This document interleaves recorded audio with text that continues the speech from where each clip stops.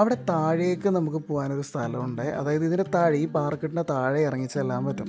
അതിന് കുറേ സ്റ്റെപ്സൊക്കെ ഉണ്ട്. അപ്പോൾ അവിടെ പോകാൻ തീരുമാനിച്ച് നിൽക്കുമ്പോഴാണ് തൊട്ടപ്പുറത്ത് ഒരു ചേട്ടൻ ചൂണ്ടയിടുന്നത് കണ്ടത്. അതായത് തൊട്ടപ്പുറം എന്ന് പറയുമ്പോൾ ഈ ചേട്ടൻ നിൽക്കുന്നത് അക്കരെ സൈഡിലാണേ.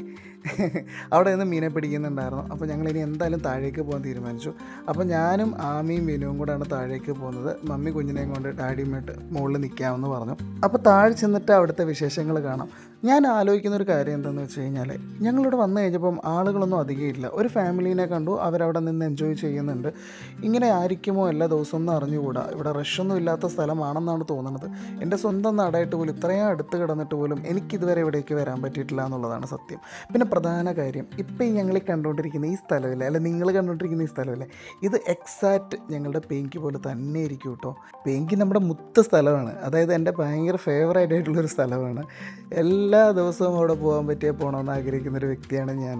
അവിടേക്ക് പിന്നെ വിനുവും ആമിയും ഒന്നും തന്നെ വന്നിട്ടില്ല ഇതുവരെ. വെങ്കിയിലേക്ക് എന്നാന്ന് വെച്ച് കഴിഞ്ഞാൽ കാടിനുള്ളിലേക്ക് 2 കിലോമീറ്റർ പോകണം. അപ്പോൾ ഇതുവരെ ഞാൻ അവരെ കൊണ്ടുപോയിട്ടില്ല. ഒരു ദിവസം ഞാൻ അവരെയും കൊണ്ടുപോകും. അങ്ങനെ ഞങ്ങൾ ഇവിടുത്തെ പ്രകൃതി ഭംഗിയെല്ലാം ആസ്വദിച്ചു.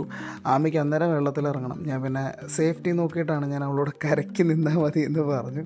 എനിവേ ഇവിടുത്തെ ആഘോഷങ്ങളെല്ലാം കഴിഞ്ഞിട്ട് ഞങ്ങൾക്ക് മറ്റൊരു സ്ഥലത്തേക്ക് പോകാനുണ്ട്. അതാണ് ഞങ്ങളുടെ സ്പെഷ്യൽ സ്ഥലം. താഴേന്ന് സ്റ്റെപ്പ് കയറി മുകളിലെത്തിയപ്പോഴത്തേക്ക് ആൾക്ക് ഐസ്ക്രീം വേണം. അവളുടെ ഫേവറേറ്റ് റെഡ് വെൽവെറ്റ് തന്നെ വാങ്ങിച്ചു കൊടുത്തു. അതേപോലെ വീനുവിന് ഫേവറേറ്റ് വാനില തന്നെ. അതിൻ്റെ ഇടയ്ക്ക് ആര്യൻകുട്ടന് വേണമെന്നും പറഞ്ഞ് ഭയങ്കര വാശി. അയ്യോടാ ക്യൂട്ട്.